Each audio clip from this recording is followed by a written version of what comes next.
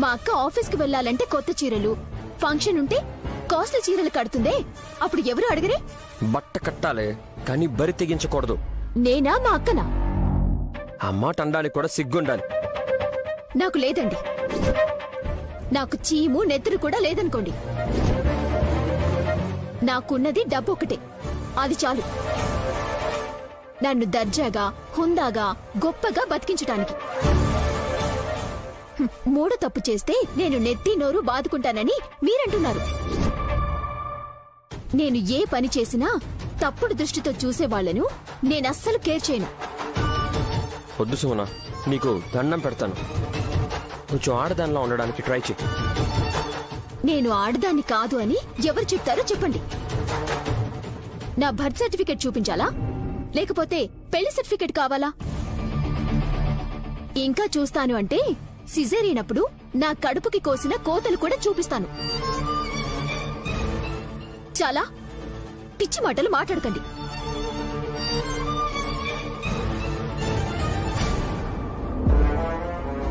నేను కాదే, మూడో తప్పు చేశాక నువ్వు పిచ్చిదాని అయిపోతావు. ఇది సత్యం. ఎవరో ఫోన్ ఎత్తుకుపోయింటారు. నీ తానా? మీ తాత ఫోన్ ఉంది కదా, నిన్ను నేనే ఎత్తుకొచ్చినాని మీ అమ్మకి ఫోన్ చేసి చెప్తే ఏమిచ్చి మీ రుణం తీర్చుకుని స్వామి? ప్రాణం ప్రాణం ప్రాణం ప్రాణం ప్రాణం. స్వామి, అవును జీవం. జాతకాలు రాసే వెంకటాచలం చెప్పాడు, నీ ప్రాణం పోయే రోజే నయని కన్నబిడ్డ గాయత్రి తన తల్లి ఒడి చేరుతుంది అని. ఏంది బిడ్డ గట్ట చూస్తున్నావు? నిన్ను మీ అమ్మతానికి తోలుకపోతే నా ప్రాణం పోతుందనా? పర్లేదులేమ్మా. పసిబిడ్డని కన్న తల్లిని వేరు చేసిన ఈ జీవంగాడు నూరేళ్లు జీవించిన ఎవరికి మంచి అయితే చెప్పు. నా ఉసురు ఇయాల్టికింతే అని నేనేం ఫికర్పడా. అమ్మోరు తల్లికి బలయ్యానని కండ్లు మూస్తా బిడ్డ. జర ఫోన్ రాదే. గాయత్రి, తీసుకుంటా. మాయమ్మే చాలా మంచిది, ఏడవకుండా తీసుకోమంది. నేను చచ్చిపోయినాక నా కోసం ఎవరు ఏడుస్తారు బిడ్డ? నా పెండ్లంతానికి మీ తాతను పోయి చెప్పమను, బొంద పెడతారు.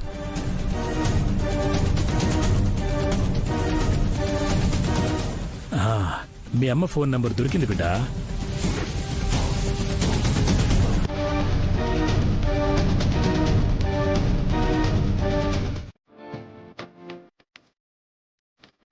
నాకు మచ్చుందమ్మా. మా నాన్నకి నేను చిన్నతనంలోనే పుట్టాను. నాకు ఇంత వయసు వచ్చినా ఇంకా పిల్లలు కూడా పుట్టలేదమ్మా. సర్లేండి, అనుకుంటే అవుతుందా?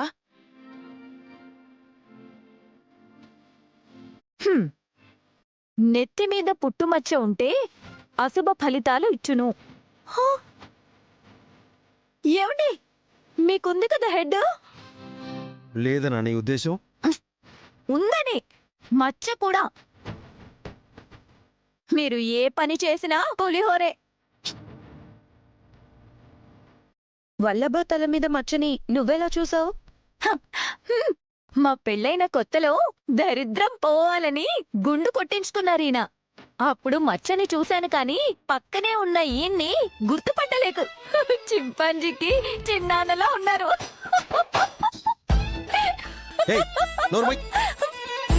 ఎప్పుడు చూసినా ఈ అని పల్లి కిలిస్తూ ఉంటావు. ఇది మచ్చ శాస్త్రం, మీకు అర్థం కాదులేండి. ఆ నచ్చమ్మా, కుడి తొడ మీద పుట్టుమచ్చ ఉంటే అనుకూలమైన భర్త, చక్కని సంసార జీవితం ఉంటుందంట. ఏ హాసు, నాకుందే, చూపిస్తా. నాగు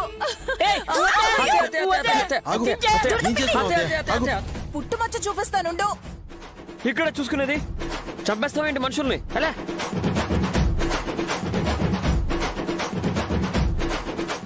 ఆంటీ, హాసిని మాటలు విని మీరు పరువు పోగొట్టుకోకండి. ఇదేంటే ఇలా అంటున్నారు? మోల్స్ గురించి మేల్స్ కేం తెలుసు దుర్ద పిన్ని? ఏంటి మీరంతా ఇలాగే ఉన్నారు ఇంకా?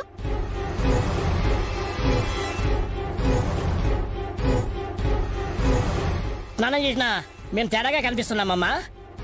గుడికి వెళ్ళాలని చెప్పాను కదా బాబాయ్ గారు. నువ్వెప్పుడు చెప్పావు? ఓ సారీ, ఉమెన్స్ క్లబ్ వాళ్ళు ఫోన్ చేస్తే వాళ్ళకి ఫోన్ చేసి చెప్పినట్టున్నాను.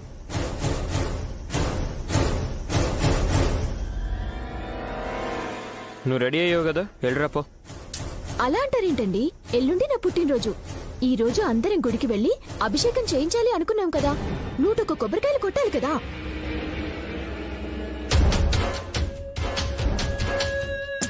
నీకు నువ్వే అనేసుకుంటే ఎలా చిట్టి? రాత్రైనా చెప్పాల్సింది, రెడీ అయ్యేవాళ్ళం కదా. ఇప్పుడు చెప్పగానే అత్తయ్య, మా అక్క, విశాల్ బాబు గారు రెడీ అయిపోతున్నారు. మీరు రెడీ అవ్వలేరా అక్క? హ! చెల్లొస్తుందంటే నేను వస్తాను.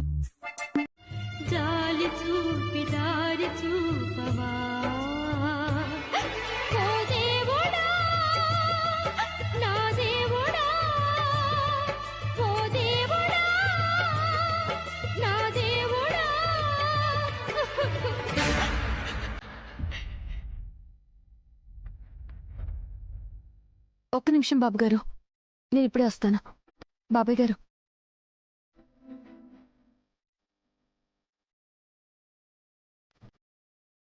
నాన్నా, ఎవరా పాప?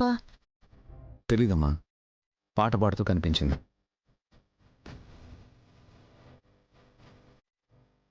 పాట పాడుతూ అనాథనని చెప్పకనే చెప్పింది కదా ఆంటీ. పాపం, ఏ దేవుడు అనాథని చేశాడో గాని రాముడి వైపు చేతులు చాచి కంటతడి పెట్టింది. ఏకపత్ని వ్రతుడైన రాముడు మీ అమ్మ అని ఏ అమ్మని చూపిస్తాడో మరి.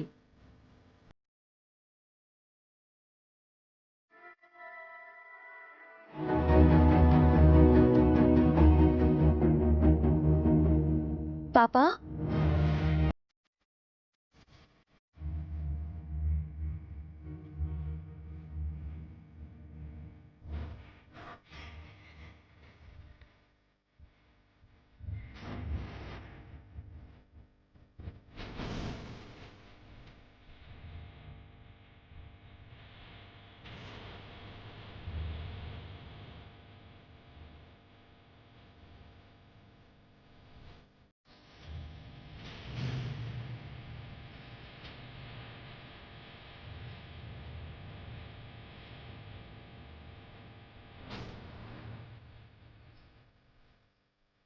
ఎందుకమ్మా ఏడుస్తున్నావు? అమ్మ నాన్న గుర్తొచ్చారు, ఏడుపొచ్చేసింది. ఎక్కడుంటారు మీ అమ్మా నాన్న?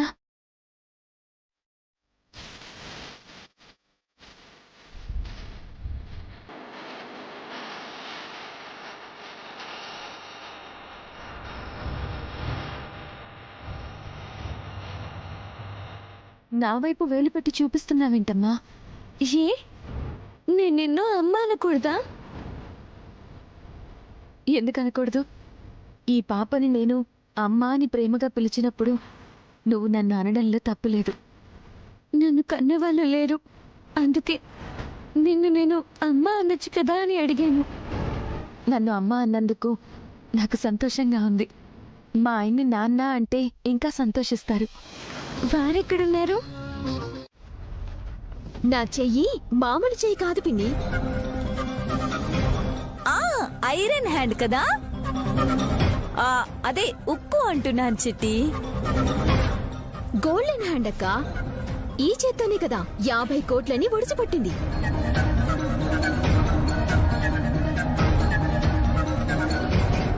సర్లే కాని వాడిని చకచకా కొట్టేస్తే అభిషేకం చేయించాలి. సుమనా, ఏంటి? కొబ్బరికాయ అయినా సరే కాస్త జాగ్రత్తగా కొట్టు. ఆ టెంకాయలకి సరిగ్గా పగలాలని సెంటిమెంట్స్ ఏమీ ఉండవు. ఎన్ని ముక్కలైతే నా మీదుండే దిష్టి అంతగా పోతుంది.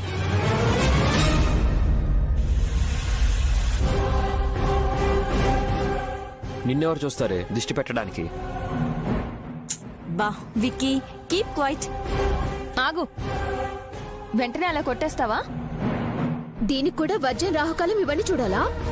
అమ్మవారిని మనసులో స్మరించుకుని మొదటి కొబ్బరికాయ కొట్టాలి.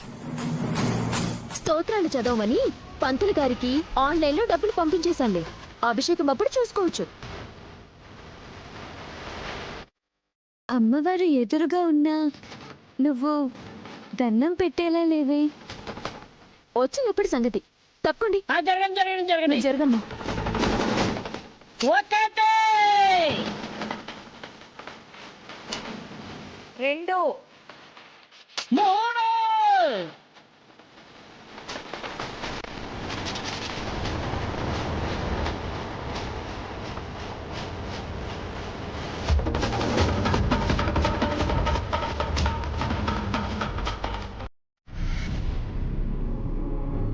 మొత్తానికి జీవం మిమ్మల్ని ఆశ్రయించాడన్నమాట.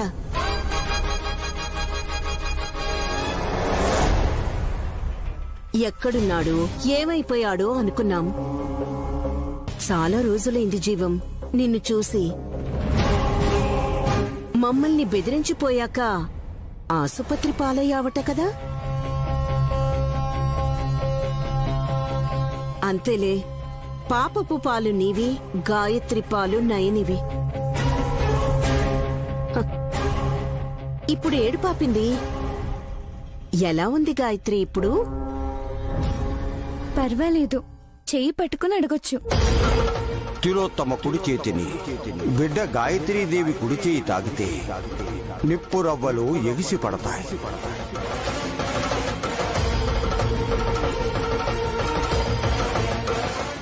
నొప్పి తగ్గినట్టుందిలే. నయని అమృతాన్ని పాప చప్పరించింది కదా, గాయాన్ని మర్చిపోతుంది.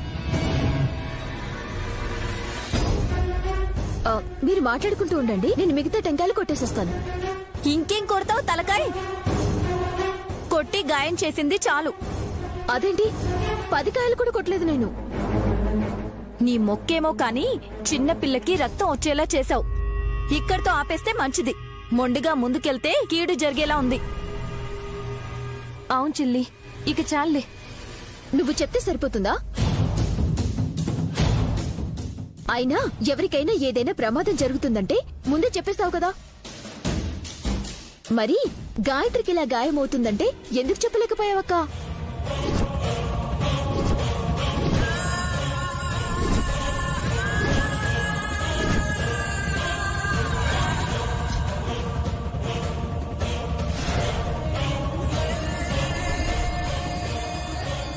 ఎవరికి ఆపద వచ్చినా కాపాడాలనుకునే నువ్వు, నీకు గాని నీ బిడ్డలకు గాని ఆపద వస్తే తెలుసుకోలేవు కూడా.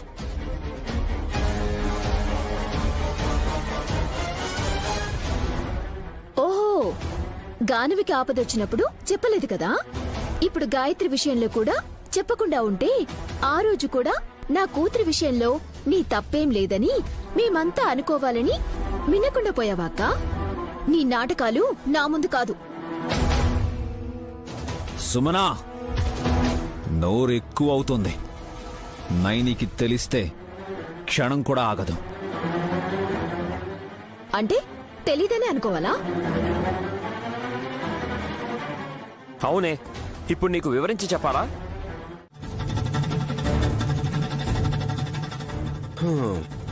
మమ్మీ, వీడు అరిచేలోపు కళ్ళు తేలేసేలా చేయాలి. అరిచినా కూడా అంతగా వినిపించదు కదా ఆంటీ. వాయిస్ కూడా లేదు. ఇక్కడికైతే ఎవ్వరూ రావడం లేదు కదా.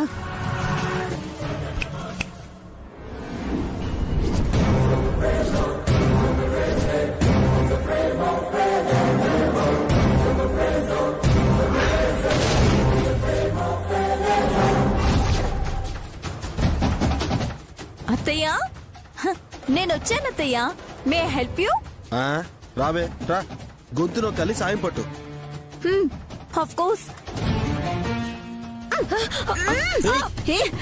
హాసని,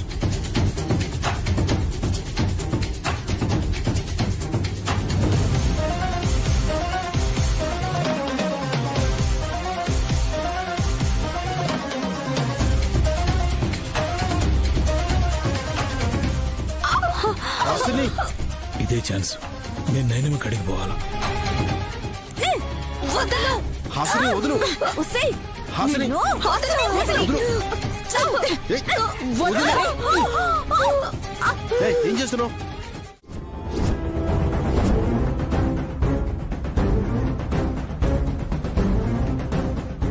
అమ్మ అడిగితే బదులివ్వరేంటి తాత? అలా అడిగితే ఏం చెప్పనమ్మా? నిజమే చెప్పండి శాస్త్రి గారు, మీ కూతురు శారదకు పుట్టిన పాపే గాయత్రి అని.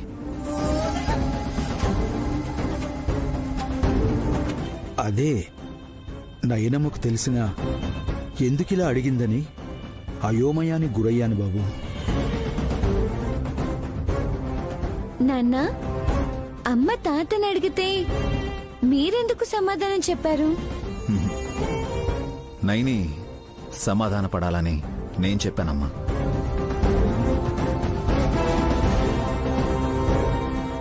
ఈ మధ్య తను చిన్నపిల్లల విషయంలో గాబరా పడుతుంది. నా తమ్ముడు కూతుర్ని నా బిడ్డ అంటుంది. ఈరోజు గాయత్రికి ప్రమాదం జరిగింది కదా, ఈ చిట్టి తల్లి విషయంలో కూడా లేనిపోని డౌట్స్ తెచ్చుకుని శాస్త్రి గారిని ఇబ్బంది పెడుతుంది.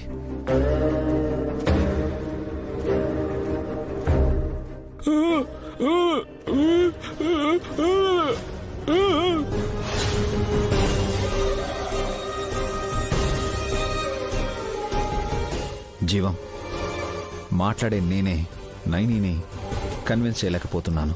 నువ్వు సైగలతో ఏం వివరించగలవు చెప్పు. పెద్దయ్య, శారదక్క ఫోటోని నేను చూడొచ్చా? ఈసారి కలిసినప్పుడు చూపిస్తానమ్మా. చెప్పాను కదా, కొన్నిసార్లు టెలిపతి పనిచేయదు నాయని. అప్పుడు ఇలా ఎలా అయిందని స్ట్రగుల్ అయిపోతాం. ఇంకేమీ ఆలోచించకుండా ఇంటికెళ్దాం పద. ఈ విశాలాక్షిని ఒక్కరోజైనా మీ ఇంట్లో ఉండనివ్వరా?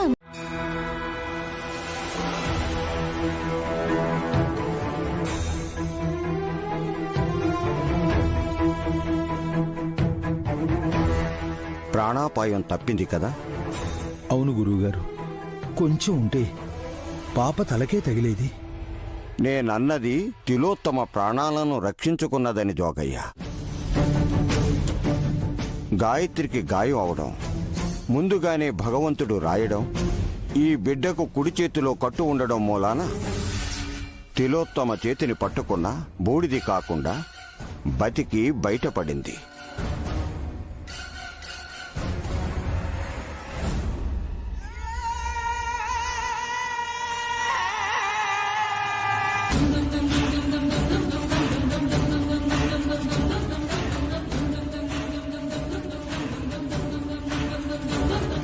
అంటే గురువుగారు, జాతకం ప్రకారం ఈ గాయత్రి హంతకురాలవుతుందంటే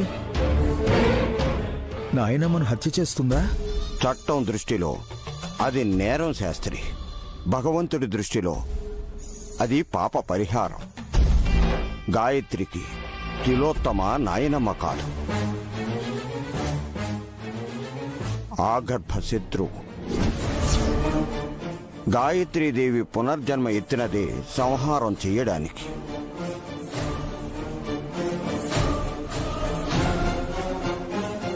పాలు తాగే పసికందు పాదాల మీద నెత్తురు పట్టం ఎంతవరకు సబబు గురువుగారు? ప్రకృతి ధర్మానుసారం ఈ పాప 4 నెలల పసికందే.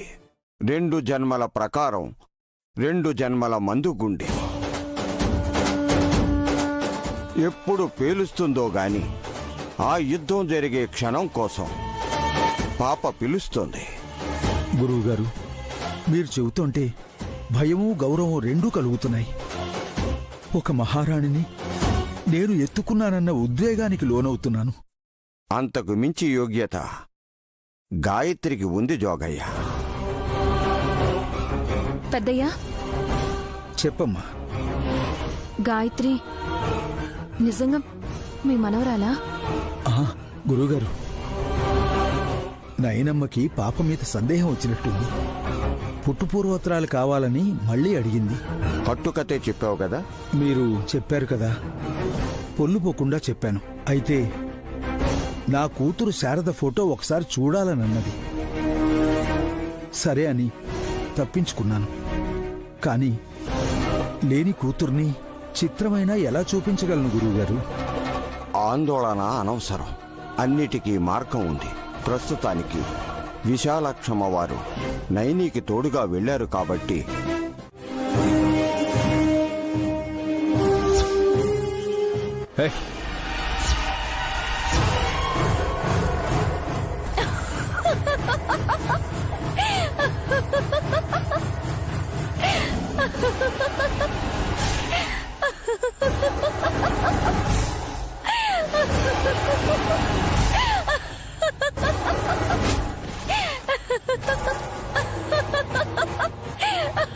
ఎందుకలా నవ్వుతున్నావక్క? ఆ సంచిని కూడా మోయలేవు, ఆ ఆస్తినేం మోస్తావనిపించి నవ్వొచ్చింది. రాళ్ళు పెట్టిందో ఏమో, చాలా బరువుంది.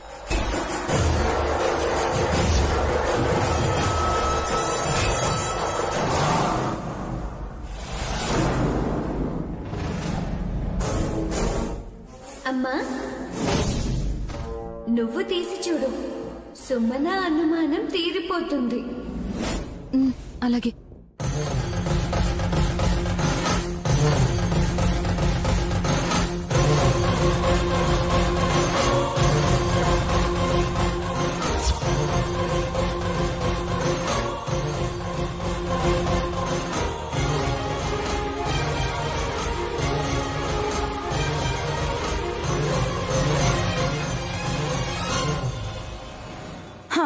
చూసావా, శ్రీరాముడు శివధనుస్సుని ఎత్తినంత తేలిగ్గా చేతిలోకి తీసుకుంది నా చెల్లి.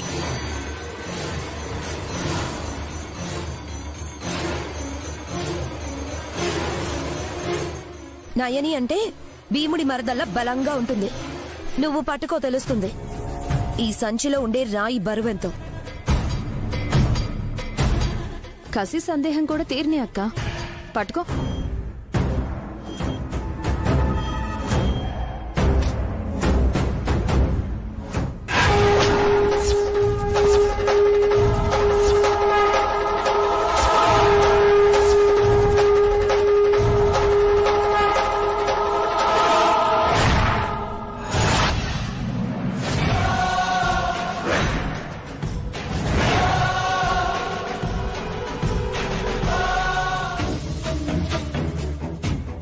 ఆహా, ఎంత తేలిగ్గా ఉందో.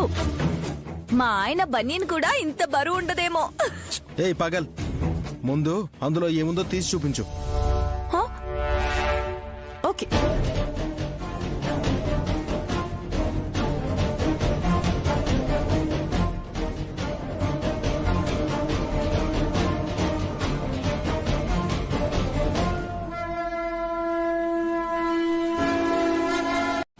అయ్యిందిలేండి, ఆట బొమ్మలు తెచ్చుకుంది. అవి బొమ్మలు కావు, 14 లోకాల పట్టుకొమ్మలు మహేశ్వరుడిచ్చి పంపాడు.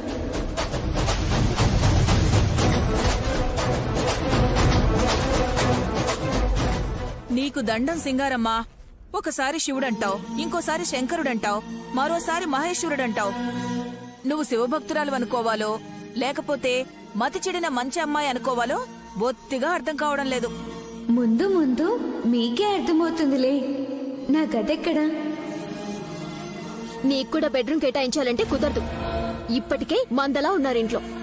సుమన, నేను ప్రత్యేకంగా గది అడగలేదు. పూజ గది చాలు నాకు. విశాలాక్షి, ఈ ఇల్లు నీదే అనుకోమ్మా. సుమన మాటలు పట్టించుకోకు. అవునమ్మా, నీకు నచ్చినట్టు ఉండు. రేపటి వరకు ఉంటాను నాన్న. ఎల్లుండి శ్రీశైలంలో శివ పూజలున్నాయి. పెద్దమ్మా,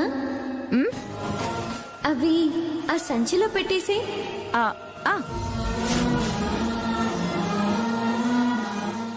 విశాలాక్షి నా గదిలో ఉందో గానిరా. నేను అన్ని చోట్ల ఉంటాను పెద్దమ్మా.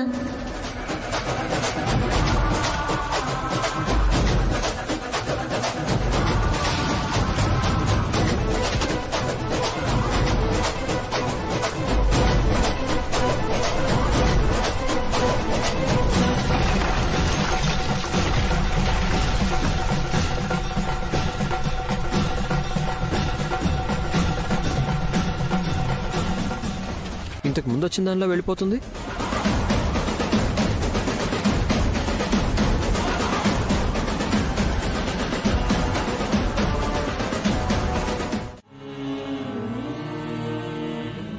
హలో శివ, నీకు ఎప్పటి నుంచో పరిచయం అన్నట్టు మా దగ్గర బిల్డప్ ఇవ్వకు.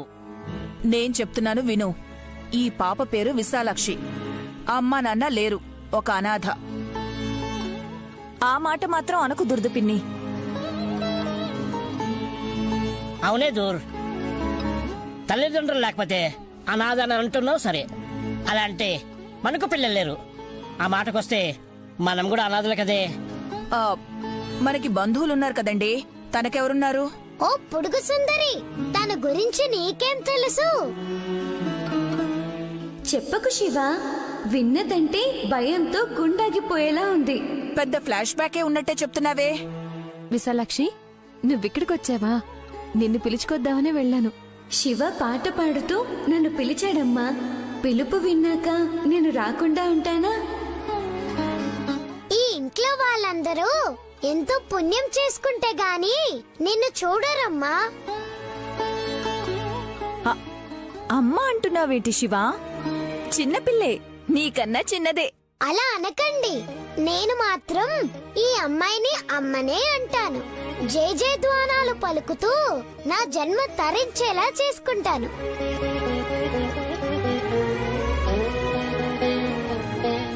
ఏ పాపా, శివకు కూడా మతి భ్రమించేలా చేశావా? నేనేవీ చేయలేదు. పట్టరాని ఆనందంతో శివ అలా మాట్లాడుతున్నాడు. ఓయ్ నైని, నేను వెళ్ళి పూలు కోసుకొస్తాను. ఈ అమ్మ పాదాల చెంత పెడతా, వస్తా.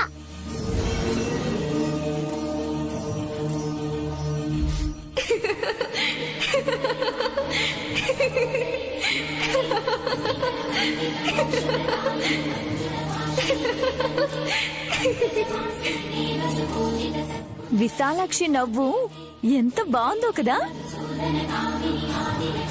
స్వచ్ఛమైన నవ్వు కదక్క.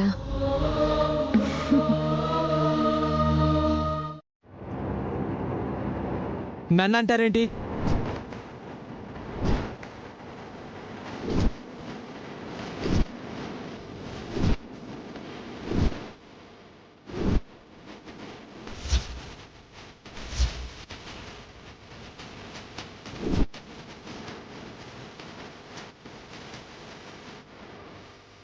మీరు నన్నంటారు ఎందుకు?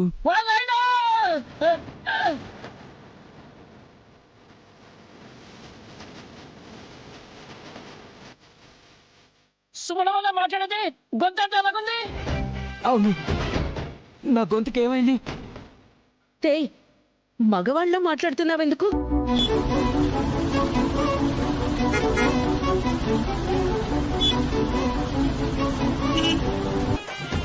అయ్యో అత్తయ్య గారు, నేను మిమిక్రీ చేయట్లేదు, ఇలాగే వస్తుంది. అంటే తన నోరు అది నోరైతే కదా. ఆ మూలకేసిన బోరా అలాగే ఉంది గొంతు. అంబా అనే ఆవు గొంతైనా మధురంగా ఉంటుంది. నా గొంతుకి ఏమైంది? మాట ఎందుకు ఇలా వస్తుంది?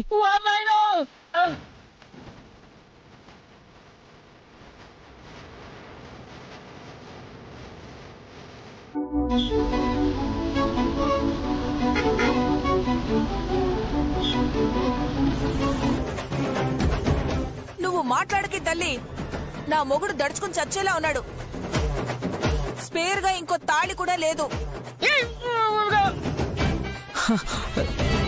సంథింగ్ ఏదో అయ్యింది. ఇమీడియట్ గా డాక్టర్ ని పిలిపించండి. ఫోన్ చేసి పిలిపించండి. అలాగలాగే, నేను ఫోన్ చేసి చెప్తాను, నువ్వు ఇక్కడే ఉండు. అవును విక్రాంత్ బాబు, ఆ రోజు పోటీగా ఇంకెవరూ పాడలేదు. ఓహో, అది సంగతి. ఇంకొకరు పాడుంటే సుమనకి ప్రైజ్ ఎలా వచ్చేది?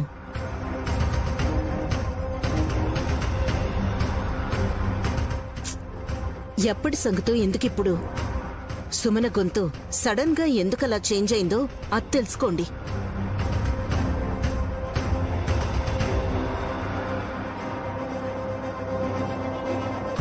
డాక్టర్, ప్రాబ్లం ఏంటి? హెల్త్ ఇష్యూస్ ఏమీ లేవన్నారు. నోట్లో ఏమైనా ఇరుక్కుందేమోనని చూశాను. అలాంటిదేమీ లేదు.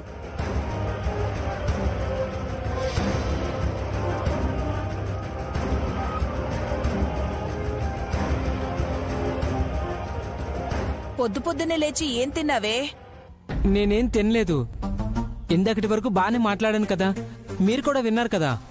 ఆ నీది శ్రావ్యమైన స్వరమని వింటూ కూర్చుంటావా?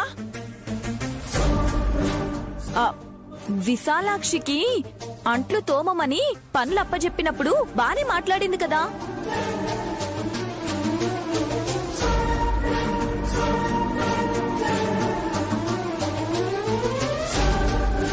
ఆ తర్వాత ఏం జరిగింది? పాత్రలు తలతల మెరిసిపోయాయి. ఎలా తోమారు మీరు చూపిస్తారా? డాక్టర్ గారు అడిగేదేంటి, తమరు చెప్పేదేంటి? ఇంకేం చెప్పాలి? ఏదైనా గొడవయి అరుచుకున్నారా అని అడుగుతున్నారు. ఎస్, గట్టిగా అరిచినా కూడా గొంతు బొంగురుపోతుంది. లేదు డాక్టర్, పాపకి పనులు చెప్పకు అని సున్నితంగానే హెచ్చరించాం. ఉన్నట్టుండి మాటలు అలా వస్తున్నాయి. అయితే హాస్పిటల్లో అడ్మిట్ అయితే మంచిదేమో. ఇంకొన్ని టెస్టులు చేసి అవసరమైతే ఆపరేషన్ చేస్తాం.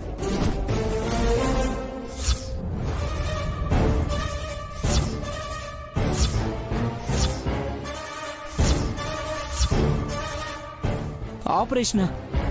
అంటే నా గొంతు కోస్తారా? ఆపరేషన్ అంటే కోయిడాలు కామనే కదా చిట్టి. మత్తు ఇంజెక్షన్ ఇస్తారు కాబట్టి నీకేం నొప్పి తెలీదు. వద్దు డాక్టర్, మందులిచ్చి నా గొంతు ముందులా ఉండేలా చేయండి. ప్రాబ్లం ఏంటో ఫైండ్ అవుట్ చేయకుండా మెడిసిన్ ఇవ్వలేము. రేపు నా birthday. Happy birthday in advance. ఆలోచించుకొని ఏ విషయమూ చెప్పండి. ఉంటానండి.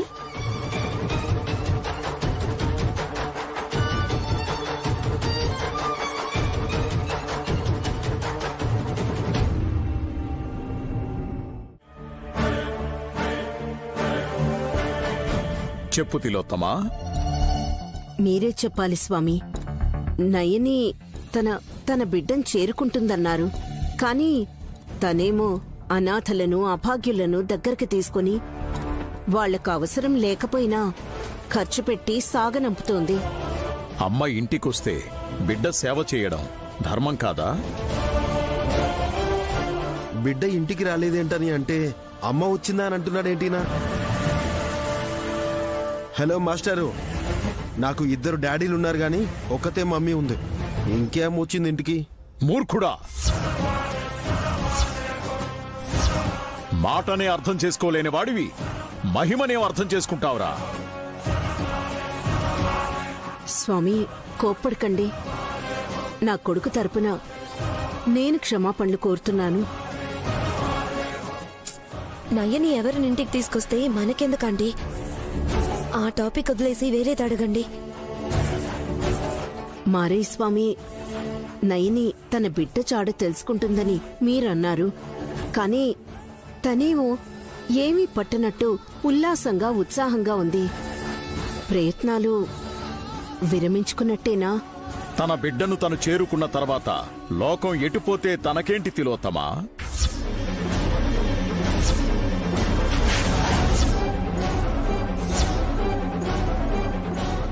మా పెద్దమ్మ అడ్రస్ ని నయని కనుక్కుందా? నైని తను జన్మనిచ్చిన పసికందును గుర్తుపట్టిందని ఎప్పుడో చెప్పాను కదా, మళ్ళీ మళ్ళీ అడుగుతారెందుకు? అంటే స్వామి, నయని తన కన్న కూతురెవరో తెలుసుకుందా? ఎన్నిసార్లు చెప్పాలి తిలోత్తమా? నన్ను పరీక్షిస్తున్నారా లేక మీకు కాలక్షేపం కాక నా దగ్గరకు వస్తున్నారా?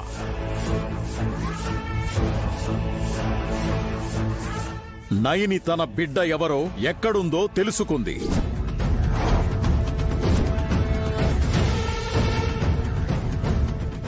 ఒక్క నిమిషం స్వామి. ఆంటీ ఒకసారి ఇలా రండి.